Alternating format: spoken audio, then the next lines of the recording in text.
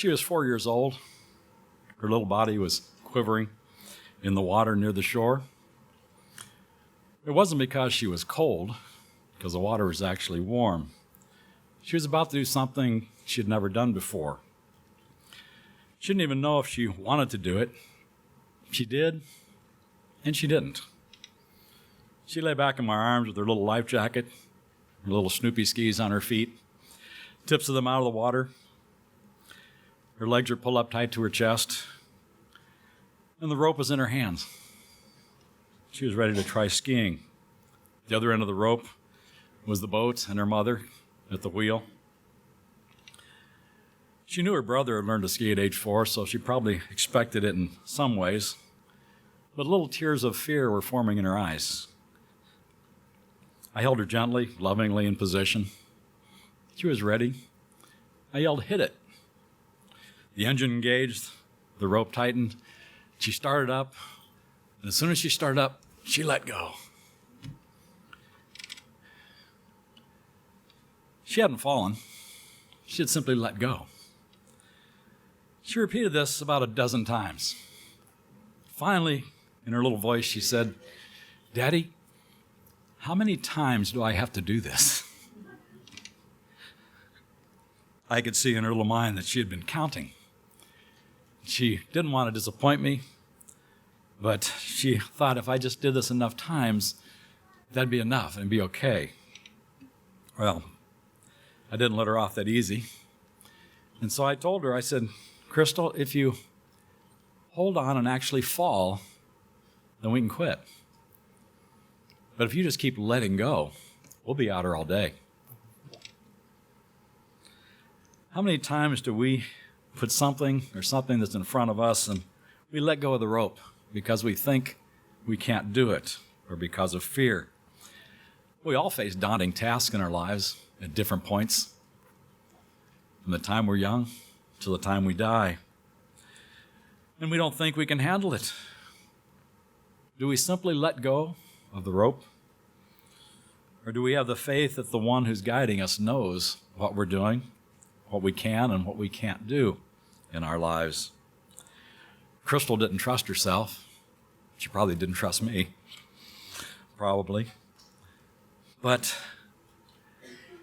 she probably wondered in her mind, why was I making her do this? Why was it important? Now, before you think I'm a big ogre trying to make her do this at 4 years old, it was actually a long time in coming. It wasn't just a momentary thing. I'd been preparing her for a couple of years for this moment. She had learned to swim before she was age 2. She was an accomplished swimmer for her age. She would jump off the diving board and run. She'd slide down the slide, fall into the water, play with her brother, falling harder than she would if she actually fell skiing, since at her weight she'd be skiing probably 5 miles an hour. Wasn't much she would have to do. But I taught her all these things. I bought a trampoline for them, and she jumped and learned to balance herself and do well with that. And when it came to skiing, I had actually speed her on my skis. I'd set her on my feet on a pair of double skis, and we'd ski around the lake. I held a rope down where she could actually hang onto the handle herself, and she could see the water coming at us. At that time, probably 20, 25 miles an hour, which we needed to get on the water with about 200 pounds. I'd let go of the rope several times so we'd actually fall into the water, and she'd realize it really didn't hurt. For her to ski, she'd barely be out of neutral. The boat wouldn't be going that fast with her roughly 30 pounds of weight. But she didn't think she could do it. I had actually prepared her for what she was trying to do, but she didn't know that. She didn't realize the end goal I had for her was to increase her self-esteem, for her to gain confidence in herself, to know she could do something that she didn't think she could do. She was ready, but didn't know it. I believe God works with us in that same way. After all, He's building a family. He wants us to be ready for the job He has in store for us. Christ said He was going to prepare a place for His disciples and for you and for me. And so we have to realize when He called you, He has a purpose for you, and He's going to prepare you for what that is, whether you know what it is or not. As we read the famous characters in the Bible, we can see God do things that they never imagined, that we would never imagine. We don't always know what he is doing or why he is doing it. But he sets those events in our lives for us to do what he wants. For the short term, sometimes for the long term. We don't know. Turn with me to Genesis chapter 15. Let's recount a little bit of the story to see how God worked with men of old. There are hundreds of examples in the Bible of God working with people who didn't expect to do what they did. Genesis 15, in verse 12, we read about Abram, who became Abraham. Verse 12 says, when the sun was going down, a deep sleep fell on Abram, and lo, a horror of great darkness fell on him. And he said to Abram, know of a surety that your seed shall be a stranger in the land that is not theirs, and shall serve them, and they shall afflict them 400 years. And also that nation whom they serve I will judge, and afterwards shall they come out with great substance. Here's a prophecy. 400 years before it would happen, God was telling Abraham what would befall his descendants. At this point, he didn't even have a child. Yet he was promised that he would have multiple descendants, and they would actually go into slavery and be delivered. It took a lot of incredible events to make this come to pass, to have this happen. The people that he put through these risks were doing it for God's glory, and they didn't even know what was going to happen. When we look at our lives, we don't always know what God is going to do as well.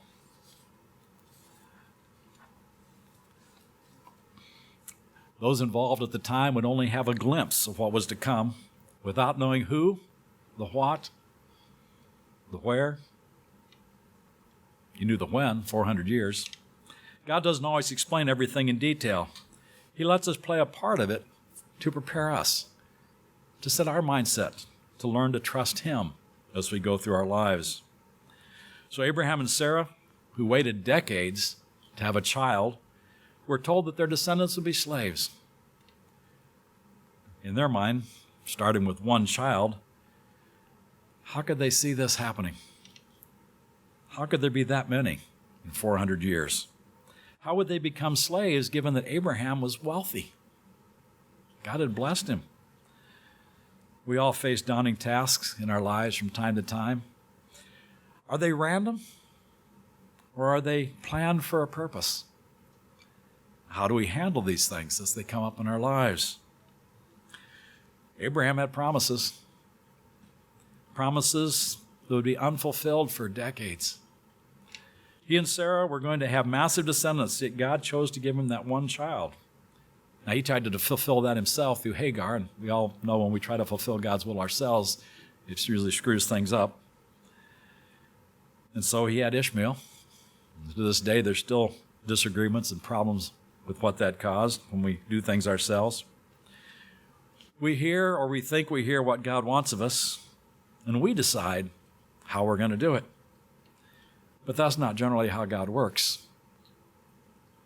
God set up the events, and he gives a chance to prove him, to see how it's going to happen. Chapter 22, if you turn there, verse 11 says, the angel of the Lord called him out of heaven and said, Abraham, Abraham, and he said, here am I. Verse 12, he said, lay not your hand upon the lad, neither do thou anything unto him. Again, this is the sacrifice of Isaac. Probably the hardest thing in Abraham's life. Have one child, promise this, and God asks you to sacrifice your son. And what does God say, though, in verse 12?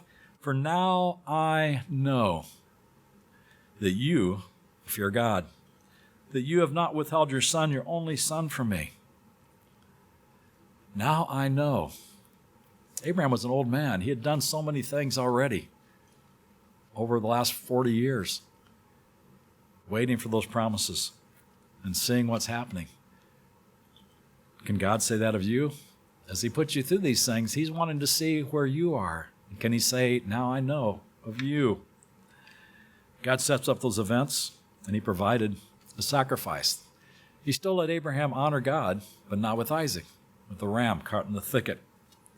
God decides how and when to make a way of escape. In 1 Corinthians 10:11, you hold your place in Genesis, we'll go back there. God decides what to do and when to do it, when we prove him. In 1 Corinthians 10, verse 11, he says, now all these things happen to them for examples, and they are written for our admonition, upon whom the ends of the world are come. Wherefore let him that thinks he stand take heed lest he fall. Know that God's in charge. There is no temptation taken to you, but such as is common to man. But God is faithful, who will not suffer you to be tempted above what you're able, but will with the temptation make a way of escape, that you may be able to bear it. Abraham's way of escape was God saying, stop, offer the ram in the thicket. He didn't have to sacrifice his son, but he was willing to obey and trust. Isaac then, Abraham and Sarah's only son, had two sons. This is not a big multiplication for descendants as the sand of the sea. Esau and Jacob. Isaac favored Esau, the hunter, masculine. Rachel favored Jacob. Shouldn't have happened. God saw something in Jacob. That was the one he was going to use to continue the promises. But God had to teach Jacob a few things for Jacob to learn to trust God. And he was being prepared as well without even knowing it. He had bought the blessing from his brother Esau for a bowl of soup, took advantage of a situation. He had lied in collusion with his mother to take the blessing, and he had to flee because his brother wanted to kill him. God often works with what we do, whether right or wrong, to bring us where he wants us to go. With Jacob, the promise of descendants began to grow. After all, he had 12 sons through his 2 wives and their 2 handmaids. Wasn't a good situation. God wants 1 wife. And once Jacob learned the lesson, I suppose, by the end, you reap what you sow. Because he was deceived into marrying Leah when he loved Rachel. The wife he really loved, Rachel, gave him Joseph and died in giving him Benjamin, the second son. The 2 that Jacob favored. Again, favoritism is not a good thing in a family. Yet it happened. It breeds contempt. It causes problems. That's why God is not a respecter of persons, because it causes problems. Yet in some ways it would appear this favoritism led Jacob to give Joseph opportunities to stay close to him, to probably do the accounting for the sheep, as a messenger to his brothers and other things, and not simply just a shepherd out shepherding sheep. This gave a preparation that God would use later. Turn to Genesis 37, a few pages over. We learn of Joseph's dreams from God. God was working with him, but Joseph didn't really know how that would work out. These dreams made his brother and even his father rebuke him. Verse 2 of Genesis 37, it says, these are the generations of Jacob. Joseph, being 17 years old, was feeding the flock with his brethren, and the lad was with the sons of Bilhah and with the sons of Zilpah, his father's wives. And Joseph brought unto his father their evil report. They were doing things with the sheep and the land that they shouldn't have done. Verse 3, now Israel loved Joseph more than all his children, because he was the son of his old age. Again, we're about 100 years past that 400-year prophecy.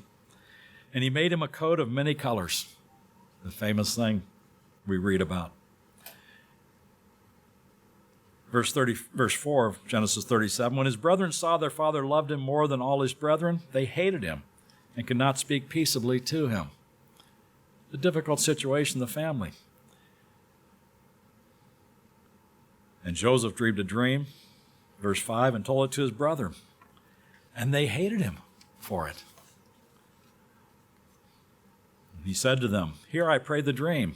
He talks about the sheaves, and the sheaves bowing down to his sheaf. And his brethren said in verse 8, shall you indeed reign over us? Shall you have dominion over us? And they hated him yet more for his dreams. In some way, with these dreams, God actually in some ways was fueling the contempt between his brothers and him. If they didn't hate him, would they have ever sold him into slavery? He dreamed another dream, verse 9, told it to his brethren and said, I've dreamed a dream more. Behold, the sun and the moon and the 11 stars made obeisance to me. And he told it to his father and to his brethren, and his father rebuked him. What is this dream you have dreamed? Shall I and your mother and your brethren indeed come to bow down before you to the earth? It says his brethren envied him. But his father observed the saying. He took note of what was said. Joseph was being prepared, but for what? He didn't know, although his father made clear what the dream was. The dream is you're saying, we're going to bow down to you. It didn't necessarily make sense. Was it random? So Joseph, because of this hatred, was sold into slavery. Got taken to Egypt. They told his father he was dead. Was it random that Joseph was sold to Potiphar, one of the wealthy men in position in Egypt, where Joseph was training? His training his father had done, Joseph began taking care of all of Potiphar's things, and Potiphar saw it was all blessed, so he let him run the books and do all those things. But this wouldn't fulfill the dreams he had had. And what purpose did God have in sending him into slavery, to servitude? Yet all the while Joseph did remember God. He didn't know why, but he didn't let go. Certainly God was blessing him. And then suddenly he found himself being lied about, and he's thrown in prison. You know the story of Potiphar's wife trying to seduce him and him running away. So he was thrown in prison. Why didn't God reveal the truth? He must have thought so he could be spared. Certainly God is fair. Why did this happen? In prison again, God gave him favor that he basically ran the jail, although he was still in prison. Again, his skills were honed in a most unforgiving of circumstances, trying to run a prison with all these bad people in it. Many would give up on God. Again, Joseph didn't let go. Was he discouraged? I'm sure he was. It's difficult to go through something like that, to be lied about, to find yourself in servitude, in prison, yet he remembered the dreams he had. Through the dreams of the butler and the baker, you read the story, he predicted the one would die, the other would be restored. And they promised him when it came to pass, they would help him out. And they didn't. Joseph really didn't want to be in prison.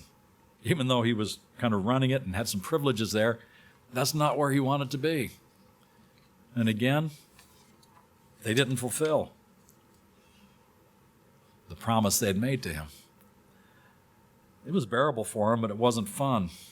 Most of our trials aren't fun. Most of the situations we come into where we learn are not fun. All of us have been through things like that, some more than others. But then Pharaoh had a strange dream, and none of the wise men could interpret it. Why did he have this dream? Obviously planned by God. Joseph didn't know he'd have that. But the one who was restored remembered Joseph telling his dream. And so he tells Pharaoh that. And God, through Joseph, reveals to Pharaoh what his dream meant. It wasn't until this time that he could probably see a bit more of the hand of God in the dreams and the promises and the future that God had in store for him. Yet he had been prepared in training with his father's accounts, with Potiphar's, the prison. He had a sense of everyone in Egypt. Indeed, it was God who loved Joseph. Joseph, who probably wondered during all these calamities, what in the world is God doing? Why? Have you ever felt that way? I have. There were times in my life when I thought my career was over. In some ways I wanted it to be over so I could spend time with my wife. But God knows what he has in store for you. Mr. Armstrong often would ask why with certain events in the church when they weren't going well, just as all of us do. We don't always know. We just have to have faith that God is doing something, preparing us for something that he is working out.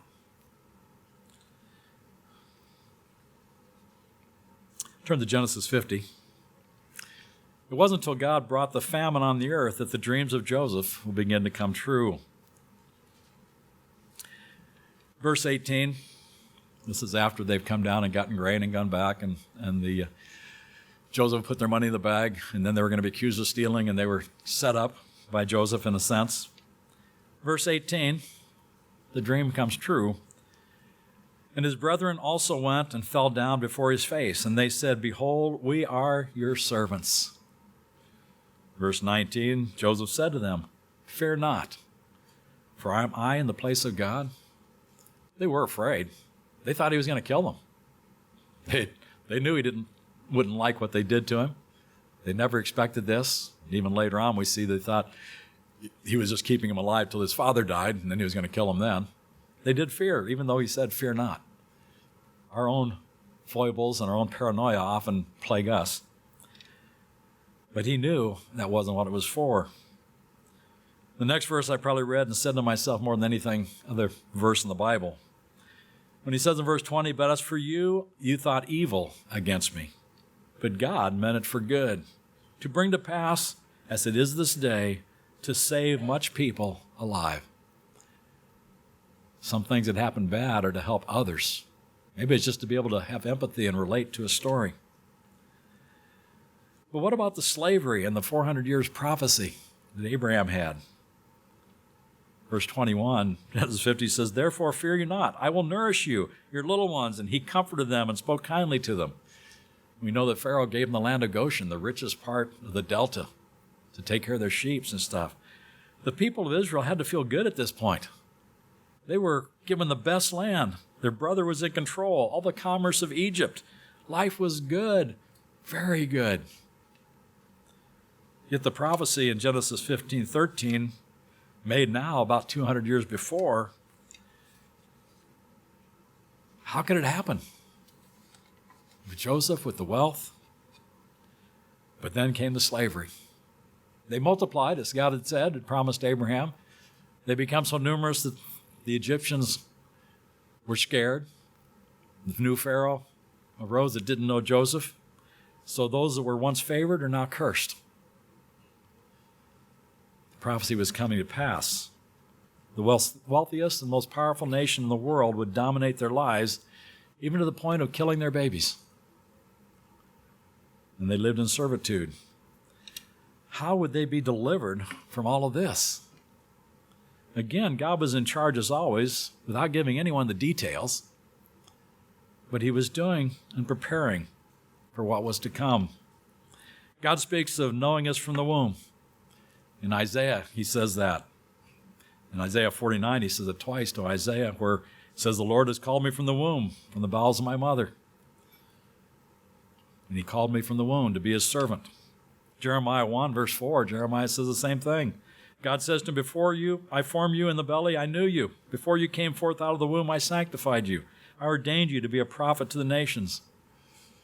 Jeremiah responds with, Lord God, behold, I can't speak. I'm just a child. Most of the men of God are standing back saying, wait a minute. Like many, Jeremiah didn't have high aspirations for himself. He didn't want to. I suppose in an evil world, an evil generation, if you're going to stand for God, you're going to know you're going to be mocked. It's going to be difficult. But God prepares you. He helps you. He knows what you need. God doesn't do things randomly. And if God knows you and calls you, he's going to put you through training and a purpose that he has in mind, whenever that is. When did he start? It didn't start with Crystal shivering in the water just in an instant, ready to ski. Let's continue with Israel's story, Exodus 2. If you'd turn there. Do you really think Moses was some random baby? Hey, we have a bunch of babies, let's pick this one. But the timing was right for the 400-year prophecy. In verse 1 of Exodus 2, we read of the birth of Moses. There went a man from the house of Levi and took a wife of the daughter of Levi. And the woman conceived and bare a son. And when she saw him that he was a goodly child, she hid him 3 months. He was a goodly child. He's a beautiful child, is the word there in Hebrew. God even seemed to be involved in what Moses looked like. In reading about the beauty of Moses, a PhD named Jared Calloway, who is in Columbia University, a writing assistant from Illinois College. He's taught at Mississippi University, Illinois Wesleyan, Columbia University. His research focuses on the New Testament emergent Christians' interaction with ancient Judaism in their Greco-Roman and ancient Near Eastern environments. So this is his credentials. He writes this: during my pursuit of ancient quirks, I want to discuss the strange first century interest in Moses' beauty. I've discussed it as in Hebrews 11 and Acts 7, in Philo of Alexandria's recounting, and now the other prominent first century Jewish writer, Josephus. Josephus picks up on this broader first century promotion of this fine physique of Moses, but there are some major alterations, dislocations, and expansions. To briefly recap, previous traditions directly relate to Moses' beauty at birth as the reason why his parents, particularly his mother, decided to save him from infanticide. Although Acts 7:20 merely notes that Moses at birth was beautiful before God, Hebrews 11:23 reasons that, quote, by faith Moses, when he was born, was hid for 3 months by his parents because they saw the child was beautiful, unquote. Hebrews 11:23. Both build on the reasoning found in Exodus 2:2, seeing that Moses was beautiful, they sheltered or covered him for 3 months. Philo readily exploits the rendering of Moses as beautiful. He uses it exegetically to explain why his parents saved him and other parents didn't do that, and why Pharaoh's daughter took an instant liking to him. It all came down to his appearance. It would appear that God made Moses a beautiful baby. And again, if you were going to be raised by Pharaoh's daughter, you'd probably want to see a beautiful baby. I mean, if a basket had a baby in it that was really ugly, would the Pharaoh's daughter want to take care of that? Probably not. So God seemed to have a point in that, to make him beautiful. It was a time when God was working something out, kind of like the book of Esther. I'm sure Esther was beautiful too. The king took her to his wife. And God says, you read in Esther that perhaps you've come to the throne for a time such as this to save the Jewish people. In Exodus 2, verse 3, it continues, when she could no longer hide him, he took him for an ark of bulrushes, daubed it with slime and pitch, and put the child therein, and laid it in the flags by the river's brink. Verse 4, his sister stood afar off to see what would be done to him. And the daughter of Pharaoh came down to wash herself at the river. Her maidens walked along by the river's side. When she saw the ark among the flags, she sent her maid to fetch it. And when she opened it, she saw the child. Behold, the babe wept, and she had compassion on him, and said, this is one of the Hebrews' children. Then said his sister to Pharaoh's daughter, shall I find a nurse of the Hebrew woman to nurse the child? Pharaoh's daughter said yes. She went and got Moses' mother to nursemaid for him. In verse 10, Exodus 2, as the child grew, she brought him to Pharaoh's daughter, and he became her son. And she called his name Moses, and said, because I drew him out of the water. Meaning of Moses. God not only saved Moses, but he was preparing him for the largest organized population movement in the history of mankind. What was his preparation? We read in Acts 7, verse 22. Again, keep your hand where you were probably. Acts 7, verse 22, it says, Moses was learned in all the wisdom of the Egyptians, and was mighty in words and deeds. Wouldn't you want to have some of that training if you were asked to move 3 or 4 million people from one country to another? A great deal of time transpires between verse 10 and 11 of Exodus 2. After Moses had become a man, it says he married an Ethiopian woman. Numbers 12:1, we read about that. Miriam and Aaron complained, spoke against him because of the Ethiopian woman that he married. Now again, he married Jethro's daughter in Midian. Where did this woman come from? The Bible doesn't say how they met, but Josephus, again in the Antiquities of the Jews, writes this. When Moses reached his manhood, there was a great battle fought between the forces of Egypt and Ethiopia. Moses, as general in his first battle, made a surprise attack on the Ethiopians, and they were defeated. They began to flee Egypt, while Moses followed them all the way back to their own country in order to engage them in battle. In the end, they retreated to Saba, the capital of Ethiopia. When Moses had punished the Ethiopians, he celebrated his marriage to Tharbis, the king of Ethiopia's daughter, who had fallen in love with Moses. She gave herself to spare the city. For many years, modern historians laughed at the idea that Ethiopia could have been strong enough to attack and conquer part of Egypt. But in 2003, some 15 years ago, an inscription was found on the tomb in Elklab detailing a massive invasion of Egypt from the combined armies of Cush along with the allies from the neighboring lands. Many cities along the Nile were indeed ransacked by the Ethiopians for their treasures. Moses had been trained to run an army. The next significant event in Moses' life, verse 11, is fleeing Egypt.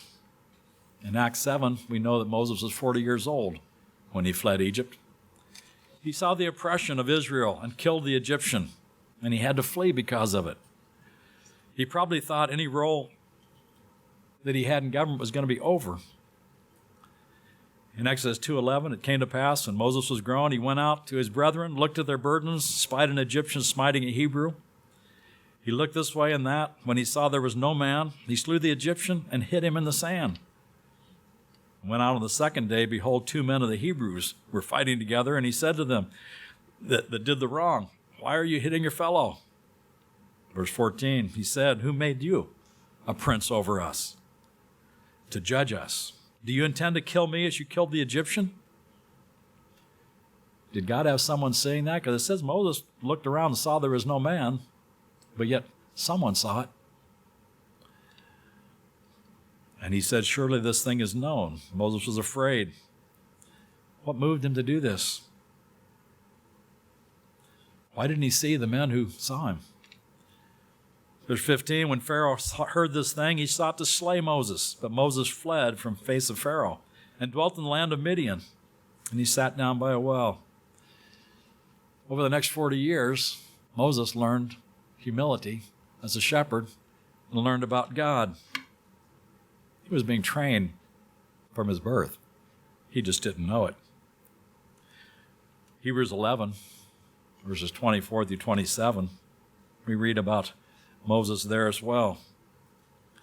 When his time came in his life when he was being confronted with a choice. Verse 24, it says, by faith Moses, when he became of age, refused to be called the son of Pharaoh's daughter, choosing rather to suffer afflictions with the people of God than to enjoy the passing pleasures of sin. Yeah, sin is pleasurable, but it causes all sorts of damage. Esteeming the reproach of Christ greater than riches, than the treasures of Egypt. For he looked to reward. By faith he forsook Egypt, not fearing the wrath of the king, and he endured as seeing him who is invisible. Christ who is to come 1,500 years later. He had a choice of the pleasures, the wisdom, the prestige of Pharaoh's family, but he chose to identify with the people of God, even though it was going to involve denial, self-denial, and suffering. Moses had to think his days in Egypt were over. He wouldn't need his army skills to lead a flock of sheep. He didn't know he was being trained. Verse 16, he takes a wife, and the priest of Midian. And again, the priest of Midian, Jethro, seemed to be in contact with God. There are other people that God worked with that knew about him. It wasn't just the few we read in the Bible sometimes. He had 7 daughters. They came and drew water, and they filled their troughs, and Moses helped them water their flock. And they came and told Jethro, their father. And verse 21, we read that Moses was content to dwell with the man. And Jethro gave Moses Zipporah, his daughter, be his wife. Moses was thoroughly trained, not for war, but for organizing Israel and leading them. But at this point, he did not know that. He was now prepped for the task at hand. Trained in Pharaoh's house, trained in managing an army, humbled at being a shepherd for 40 years, none of which he could have imagined at any point in his life. But God knows. Turn to Philippians 1:6, another verse that all of us should hang our hats on. He knew what Moses needed in preparation, just as he does for you and for me. It may be a one-time job, it may be a lifelong event. It's certainly an event in the future that we all look forward to.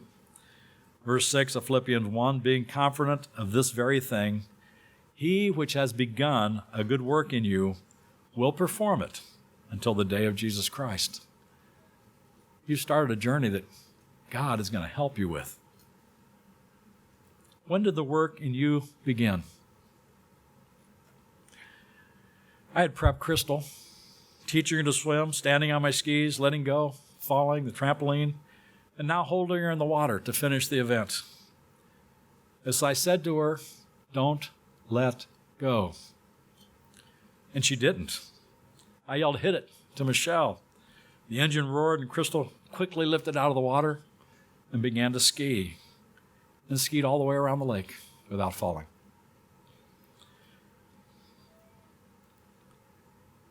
It wasn't skill, although it takes some skill. It was preparation and letting go of her fear. She's been skiing ever since. She's almost been not afraid of almost anything that's come in front of her, I'm thankful to say. You have to let go of fear and trust God implicitly that he has prepared you for something and he will help you. You'll make it work. Preparation isn't always easy. It wasn't for Joseph being lied about and thrown in prison. It wasn't easy for Moses leaving, running for his life. But you are being prepared in some way. The choices put before you, the choices you make, what you do, you are being prepared. We have a new class here at ABC. In fact, last night we showed the movie Patterns of Evidence, and they could see the archaeologists' digs and the experts saying it isn't the Exodus when everything you see in that movie absolutely tells you that it was. In fact, if they found that much evidence in China of anything, they'd write a whole book about it and not deny it, but because it's God, they do. The students were moved to apply at ABC. You were chosen by God and called to baptism. They're going to give up a year of their life and studying God's Word. It was a chance. They probably wouldn't say so. They don't know. None of us really know exactly what God has in store for any of us. God has plans for each of us as he does for everyone he calls throughout human history. We live in the same world, Satan's world, with all its problems. And we have to deal with that. Turn to John 17, if you will. Our final scripture. You can jump out of Exodus. We're done there. God has plans for each of us. Our skill sets are different, but the goal is the same. We live in the same world, Satan's world with all its problems, magnified in these end times. We're close to the finish. John 17:14, Christ said, I have given them thy word, and the world has hated them because they are not of this world, even as I am not of this world. I pray not you take them out of the world, but that you keep them from the evil one. They are not of the world, even as I am not of this world. Sanctify them through thy truth. Thy word is truth. If you have sent me to the world, so I have sent them to the world. And for their sakes I sanctify myself, that they might also be sanctified through the truth. Neither I pray for these alone, but also for them which shall believe on me through their word. That's you. That's me. Every character in the Bible is unique, with a unique preparation. Some with great jobs, some with small jobs. I think of the slave girl who led Naaman to go be healed of his leprosy. Don't even know her name. It's in the Bible. It's a lot of small characters who did small things, like Dorcas, who encouraged everybody. Each of our preparation is unique. In a world that values winning over character, you're being taught character.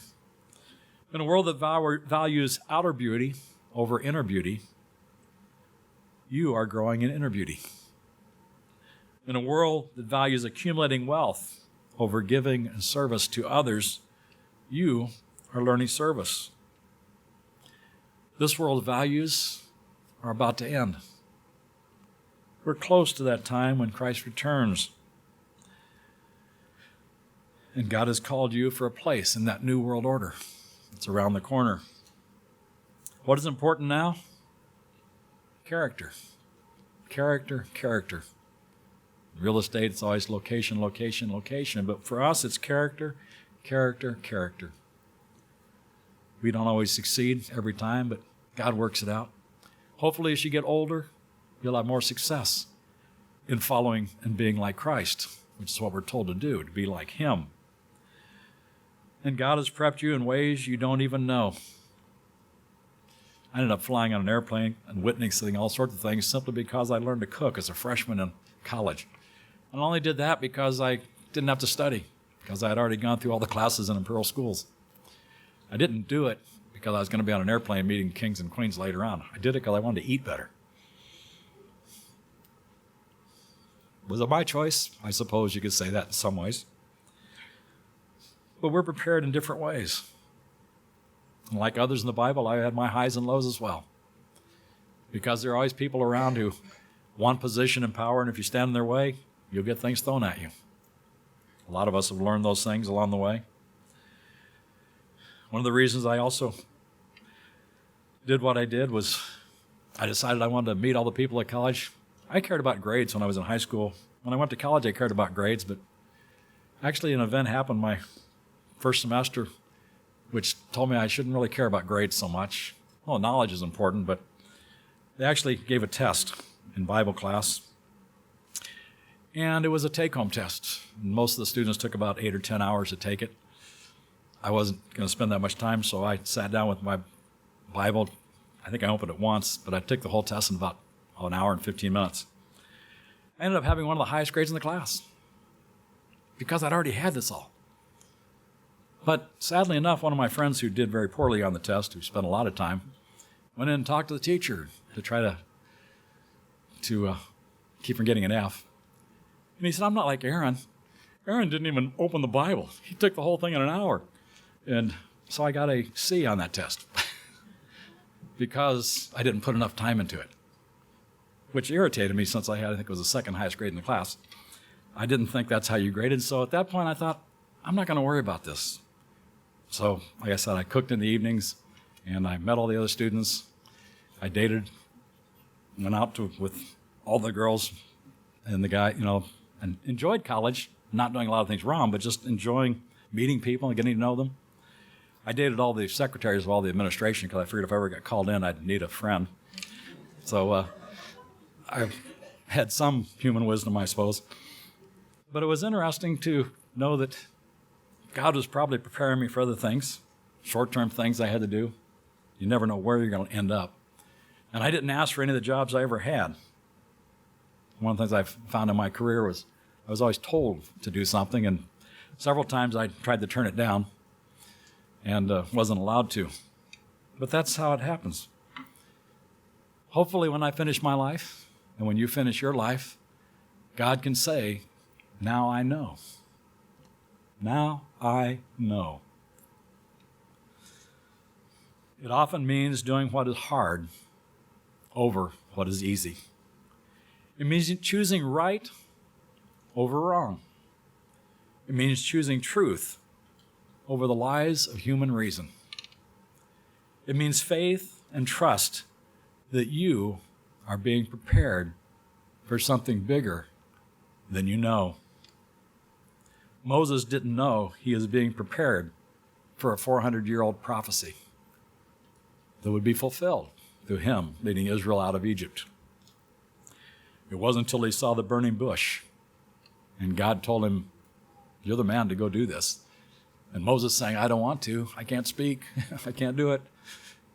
And when he said that, I'm sure he was thinking of the armies of Egypt that he had led. And now 40 years later, they were probably bigger and stronger than they ever were when he led them. And he's thinking, I can't do this. But God says, no, it's not you, it's me. And when you go through events in your life and you succeed, you got to do your part. But it's him. It's not you. God gives you opportunities to prove him as you face all the events in your life. So I say to you, don't let go.